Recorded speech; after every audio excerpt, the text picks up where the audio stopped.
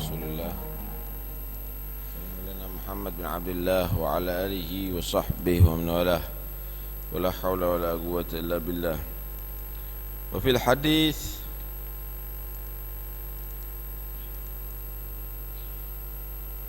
wal amru bi akhirih wa malakul amali khawatimuh wa syarrur riwayah riwayal kadhib wa kullu ma huwa atin qarib. Dalam hadis Rasulullah sallallahu alaihi wasallam sabda, wal amru, dan segala urusan itu, bi akhire, bergantung akhirnya. Kalau akhirnya bagus, maka sebelumnya akan menjadi bagus. Wa amalakul amal, dan yang menguasai amal, yang intinya amal itu adalah khawatimuh, akhir daripada itu amal. Beramal ibadah banyak, tapi terakhir su'ul khotimah, terhapus semuanya. Intinya adalah di akhir. Kalau kamu makan permen yang manis-manis, terakhir jamu pahit, jadam misalnya, hilang rasa manisnya, yang ada pahitnya. Begitulah juga, berhati-hatilah kamu, jangan ternyata kamu ketika memperbanyak ibadah, berzikir, baca Quran, qiyamul lail, kamu mati su'ul khatimah, maka akan sia-sia itu semuanya. Al-amalu bi khawatimih, amal itu bergantung dengan akhirnya. Karena itu mintalah selalu kepada Allah husnul khatimah, tamamun ni'mah, al-maut ala husnul khatimah. Kesempurnaan nikmat itu adalah kalau mati dalam keadaan husnul khatimah, berarti setelah itu dia akan mendapatkan kuburannya aman dari siksa, menjadi kebunan surga, bangkit dari kuburan, hisabnya akan gampang, timbangan amalnya akan berat, timbangan amal kebaikannya akan berat, dan dia diampuni dosanya oleh Allah, meniti jembatan sirat secepat kilat, masuk surga dengan selamat. Sebaliknya, kalau sudah matinya su'ul khatimah, setelahnya akan semakin parah, dia akan mendapatkan kuburannya azab. Nabi sendiri berlindung, Allahumma inni a'udzubika min adzabil qabr, al-qabru imma rawdatun na'imah wa illa hufratun jahimah. Kuburan bisa menjadi tempat siksa, kemudian bangkit dari kiamat dalam keadaan susah, Allah tidak mengampuni dosanya dan tidak merahmatinya, kemudian dilaknat oleh seluruh makhluk Allah, timbangan amalnya berat tapi sisi jeleknya, kemudian dia meniti jembatan sirat dan terpentak, dan dia terpeleset masuk ke neraka jahanam, naudzubillah min dzalik. Karena itu jangan sampai ternyata kegagalan ada pada akhir kehidupan ini, mati dalam keadaan su'ul khatimah, na'udzubillah min su'ul khatimah. Wa syarrur riwayah riwayal kadhib, sejelek-jelek riwayat adalah riwayat-riwayat kebohongan, cerita-cerita palsu, mengada-ngada. Hati-hati. Jangan nanti kalau jadi khatib pingin tertawa, yang mendengarkan bawa cerita palsu. Hati-hati, syarrur riwayah riwayah al-kadhib, walaupun itu yang berkaitan dengan agama. Artinya kalau orang dengarkan itu, banyak orang yang terbuai, banyak orang yang senang, atau misalnya orang bisa tobat, menangis, tapi bohong. Hati-hati, tetap syarrur riwayah riwayah al-kadhib. Karena itu ada juga hadis yang kadhib, hadis bohong, yang disebut hadis maudhu', hadis karangan. Haram meriwayatkan hadis-hadis yang demikian tadi itu. Kecuali untuk tadris, kecuali untuk ta'lim. Kadzib ini kalau dalam agama lebih parah. Bohong cerita urusan dunia aja dosa, apalagi bohong tentang masalah ayat, bohong tentang masalah hadis, bohong tentang aqwalul ulama, itu bahaya. Bohong tentang Al-Quran, mengada-ngada tafsir, hanya dengan pendapat-pendapat pribadi dibilang pendapatnya ulama.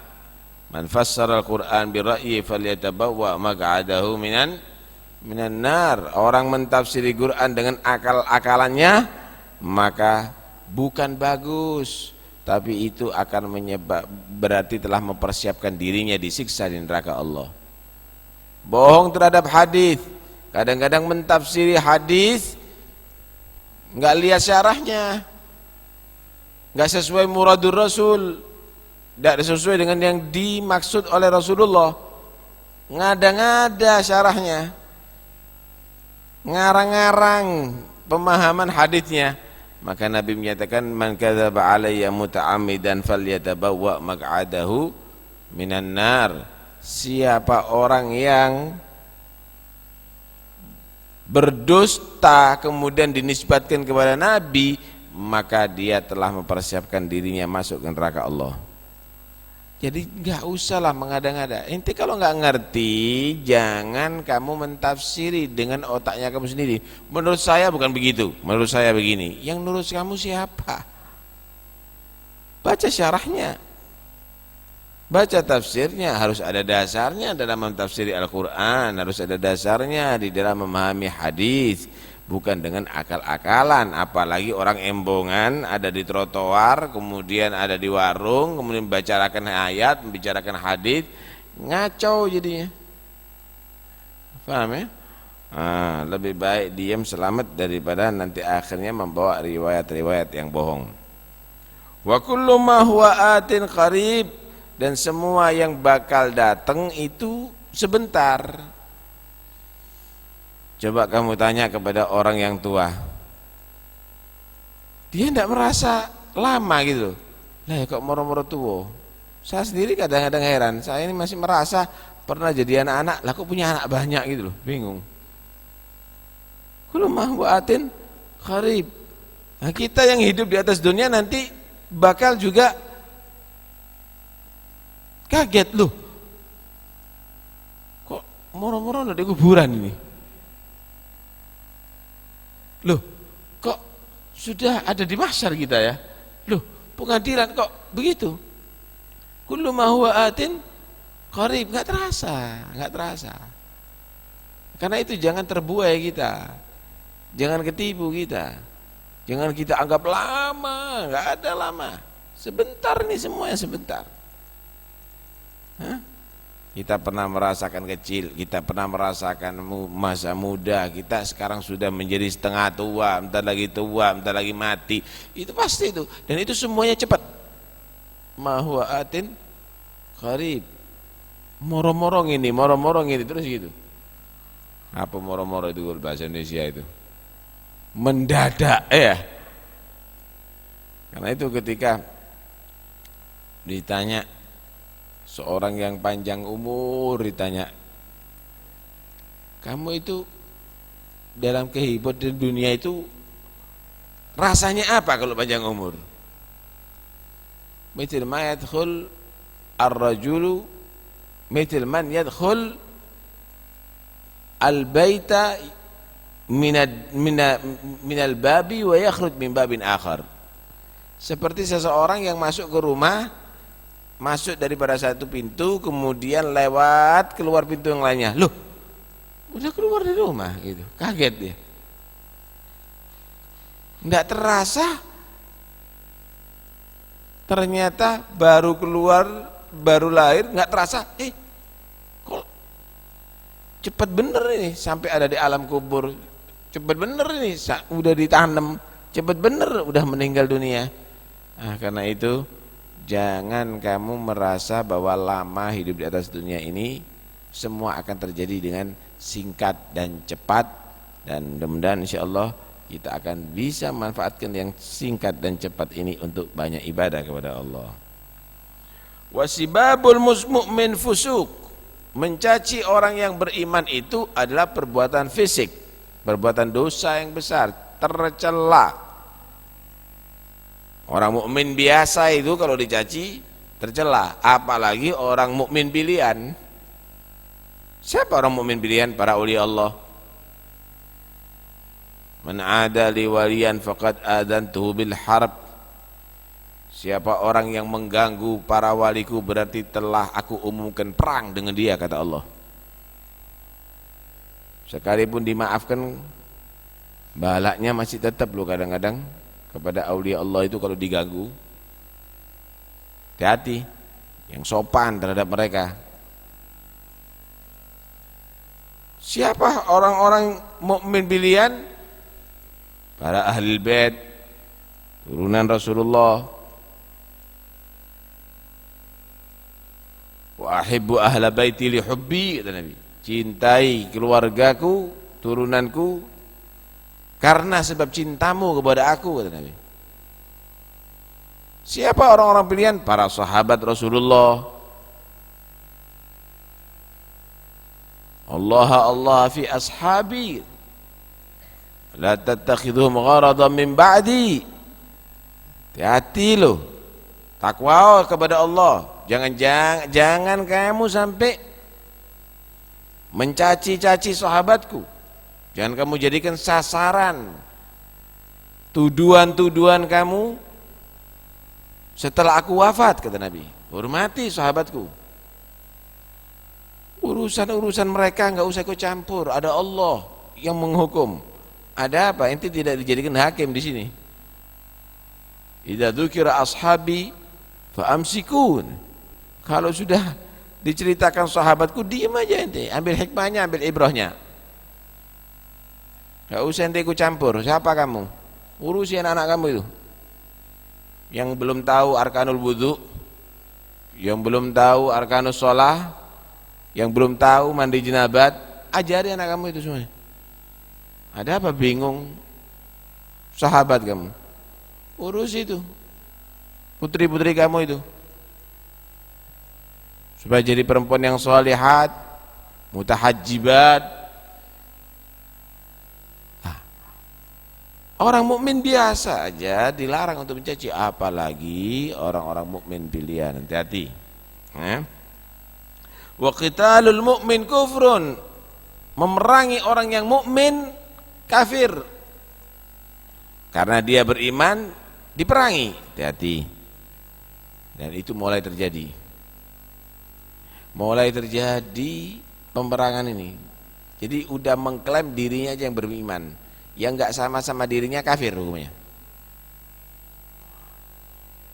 Kalau tidak berpaham dengan seperti saya, ini kufur, ini syirik, halal darahnya, ajib. Nah kalau sudah demikian, kita mukmin kufrun, hati-hati. Kalau tidak mengikuti jalur yang begini, maka dia adalah kafir. Udah mengklaim dirinya yang beriman. Ini bahaya ini. Qitalul mu'min kufrun. Wa aklu lahmihi, memerangi orang mukmin itu bisa kafir, itu li ajl iman. Karena dia orang mukmin diperangi, maka itu adalah kufur. Wa aklu lahmihi min ma'siyatillah, dan memakan dagingnya orang mukmin itu adalah bagian daripada maksiat kepada Allah. Memakan dagingnya orang mukmin ini artinya menghibah orang mukmin. Wala yaghtab ba'dukum ba'dha ayuhibbu ahadukum ay ya'kula lahma akhi maitan fakarihtumu. Jangan kamu menghibah sebagian kamu dengan sebagian yang lainnya. Kira-kira ada selera enggak kamu itu memakan daging saudara kamu? Wah, kamu pasti akan jijik. Fakarihtumu. Kita bayangkan kalau ada orang menikmati bangkai saudaranya, dikerokoti misalnya, bangkai saudaranya, kita menyatakan sadis bener itu orang, menjijikkan bener, zombie itu, vampir itu misal. Tahuilah orang yang menghibah itu menikmati kejelekan saudaranya sama dengan memakan bangkai saudaranya. Karena itu jangan kita biasakan. Ghibah itu dosa besar, bukan dosa kecil. Ghibah itu dosa besar yang harus dipertanggungjawabkan nanti di hari kiamat. Wa hurmatu mali ka hurmati damih, dan kemuliaan hartanya orang mukmin untuk dijaga, tidak boleh diganggu, ka hurmati damih, seperti nilai kemuliaan darahnya orang mukmin, tidak boleh disakiti, tidak boleh diteteskan. Kita menyakiti orang mukmin hukumnya apa? Haram. Hartanya kita ganggu, baik itu dengan cara penipuan, transaksi palsu atau yang lainnya, itu juga haram. Haram mengganggu hartanya orang mukmin sebagaimana haram mengganggu darahnya. Wajib menghormati hartanya orang mukmin, melindungi hartanya orang mukmin seperti menghormati dan melindungi darahnya. Wa man yata'alla 'ala Allah, barang siapa yang bersumpah terhadap Allah, yukadzibhu, maka itu berarti mendustakan Allah. Sumpah, misalnya dia berkata, demi Allah fulan itu pasti masuk neraka, bohong dia. Pasti-pastikan Tuhan, fulan itu pasti, lihat akan hancur dia. Wah, hebat benar dia. Sumpah kemudian Tuhannya lagi yang diharus-haruskan. Anak enggak terima, demi Allah nanti lihat sebentar lagi akan dapat bala dia. Wah, hebat. Ini orang yang demikian ini sama dengan mendustakan Tuhan. Ada apa begitu? Seharusnya dia bersyukur kepada Allah, tidak menjadi orang yang zalim, tapi dia menjadi orang yang dizalimi. Enggak usah kamu tadi itu sumpah begitu. Dia lihat, saksikan ya. Ana sumpah nih sekarang. Dia lihat sebentar lagi akan mendapatkan bala dia dari Allah. Hebat ente. Emangnya Tuhannya alatnya ente? Allah itu alatnya kamu untuk pelampiasan nafsunya kamu? La, hati-hati. Man yata'alla 'ala Allah yukadzibhu. Siapa orang yang bersumpah kepada Allah untuk menentukan sesuatu, itu sama dengan membohongkan kepada Tuhannya.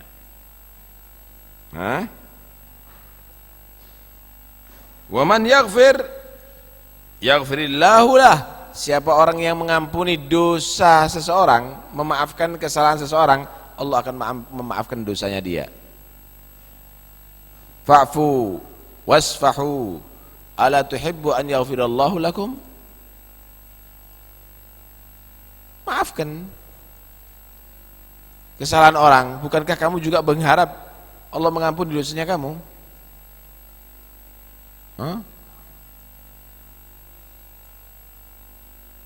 Wa man ya'fu Allah anhu. Siapa orang memaafkan, Allah akan memaafkan kesalahannya dia.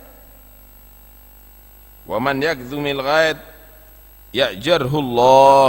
Siapa orang yang menahan nafsunya, amarahnya, enggak dituruti emosinya, maka Allah akan berikan pahala bagi dia. Wal kadhiminal ghaidha wal 'afina 'anil nas wallahu yuhibbul muhsinin. Laisa syadid bis-sara'ah. Orang yang kuat itu, orang yang hebat itu bukan yang kuat membanting, tetapi orang yang hebat itu walakinna syadid idza man yamliku nafsahu 'indal ghadab, walakinna syadid man yamliku nafsahu 'indal ghadab. Tapi orang yang kuat, yang hebat itu kalau sudah bisa menguasai nafsunya ketika dia emosi. Wa man yasbir 'ala ar-raziyah yu'awwidhu Allah. barang siapa yang sabar ala razia atas musibah, yu'awwidhullah, maka Allah akan mengganti dia. Sabar dia, kehilangan duit, sabar, kehilangan sepeda motor, sabar, entar lagi akan diganti. Gantinya dari Allah akan lebih bagus.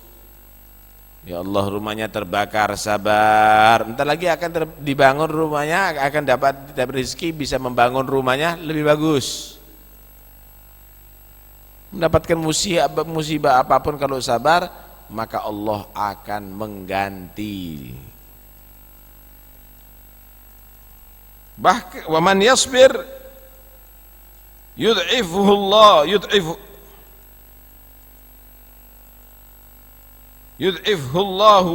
yud'ifillahu lahu. Siapa orang yang sabar, maka akan dilipat gandakan oleh Allah Subhanahu wa taala baginya. Bukan berarti persis digantinya lebih baik, lebih bagus. Itu di dunia, di akhirat bisa lebih hebat lagi. Hah? Nah itu jangan kamu tadi itu menyesali apa yang hilang daripada kamu, tapi berharaplah apa yang akan Allah berikan karena kesabaran kamu. Wa man ya'sillaha yu'adzibhullah, siapa orang yang maksiat kepada Allah, maka Allah akan mengadab dia jika Allah tidak memaafkannya. Karena itu jangan sekali-kali kamu bermaksiat, maka akan datang adab kepada kamu nantinya jika Allah tidak mengampuni dan memaafkan dosa kamu. Wallahu a'lam. Allahumma salli wa sallim ala sayyidina Muhammadin wa ala ali sayyidina Muhammad. وأصولنا وشيوخنا من سادة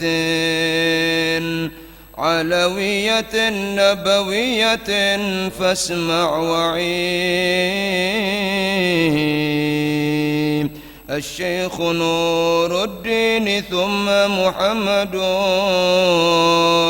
ويليه عيسى ذو المحل الأرفع.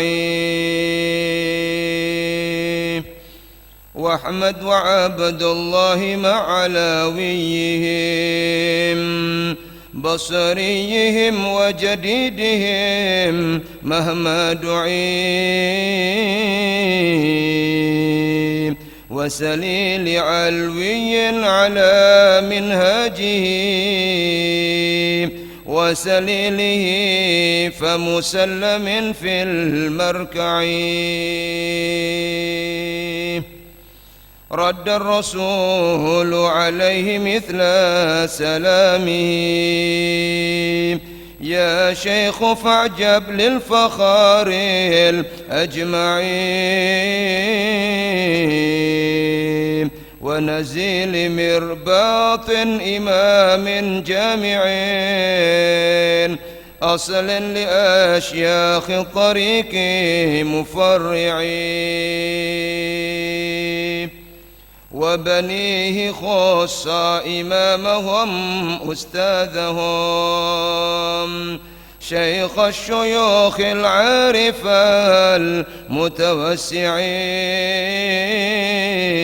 المتوسعين وتلاه علوي أتى بعليهم وعفيفهم ومحمد المستودعين ووجيه دين الله سقى في العلا والفخر والمحضار يسرع إن دعي والعيد روس القطب سلطان الملا وأخيه نور الدين شيخ المهيعين ومحمد القوام صاحب روضة ونزيل عيديد الفقيه الأورعي ومحمد ذاك الفقيه وصنوه الشيخ نور الدين أنس المربعي ومحمد ذاك المعلم زاهد ومجاهد فيهم عظيم الموقع والعدني البحر الخضم أخي الندى وكذا الوجيه المتقي الأخشعي وسليل علوي بأحمد جحدب والشيخ شيخ ذي المحل الأرفعي وسليله ذاك العفيف وصنوه الحبر عبد القادر المتضلع والشيخ أبي بكر سلالة سالم ذي الفخر والجاه الفصيح العوسعي وابن الحسين العدروس ونجله وكصاحب الوهد الملاذ المفزعي والشيخ عبد الله صاحب مكة مولى الشبيكة سلبه وتضرعي وكصاحب الشعب المهيب أحمد من بالجلالة صار كالمتدرع والحمد لله رب العالمين. اللهم صل أفضل صلاة على سعاد مخلوقاتك سيدنا محمد وعلى آله وصحبه وسلم. كلما ذكرك وذكر الذاكرون غفل عن ذكرك وذكر الغافلون. اللهم صل أفضل صلاة على سعاد مخلوقاتك سيدنا محمد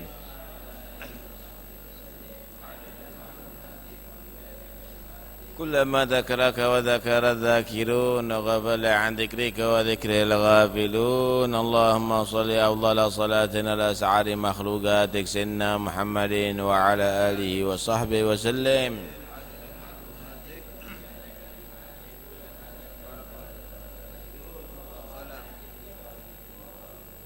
ربنا انفعنا بما علمتنا رب علمنا الذي ينفعنا رب فقنا فقه أهلنا وقرابات معالي القدر أنثى وذكر رب وفقنا ووفقهم لما ترتضي قولا وفعلا كرما وارزق الكل حلالا دائما وأخل أتقياء علماء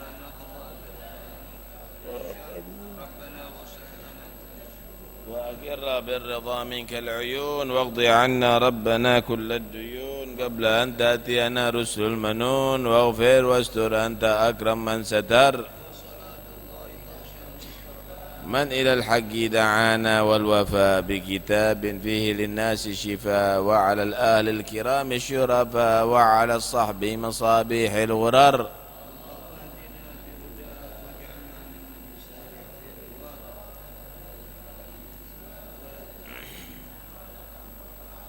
وحسبنا الله ونعم الوكيل ولا حول ولا قوة إلا بالله العظيم. صلى الله على سيدنا محمد. الحمد لله رب العالمين. فاتحة إلى حضرة رسول الله صلى الله عليه وسلم محمد بن عبد الله صلى الله عليه وسلم من أرواح آبائه وأخوانه من الأنبياء والمرسلين صلوات الله وسلامه عليه وعليهم أجمعين.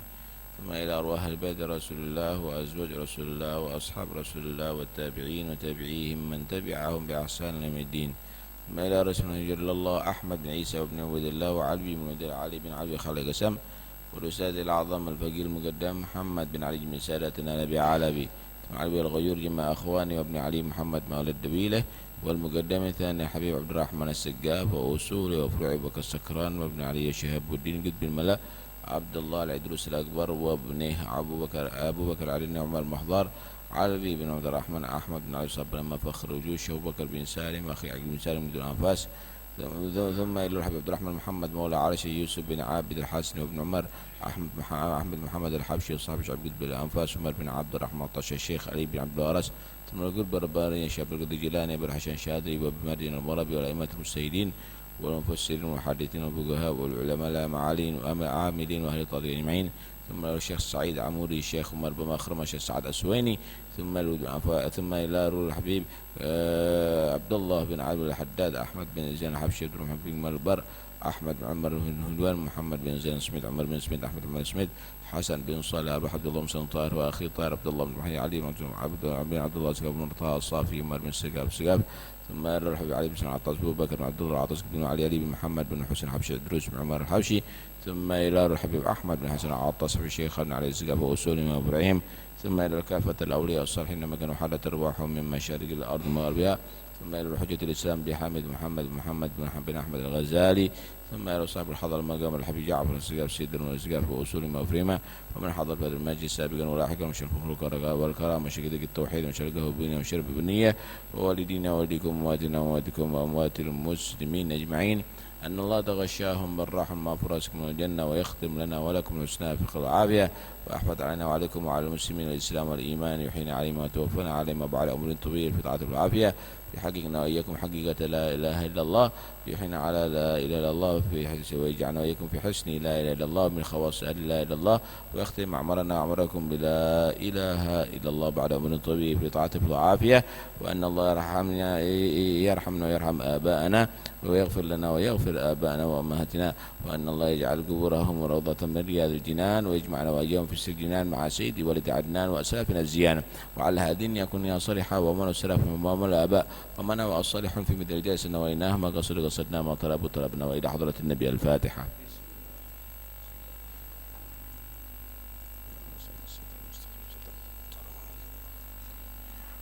ربنا تقبل منا إنك أنت السميع العليم وتب علينا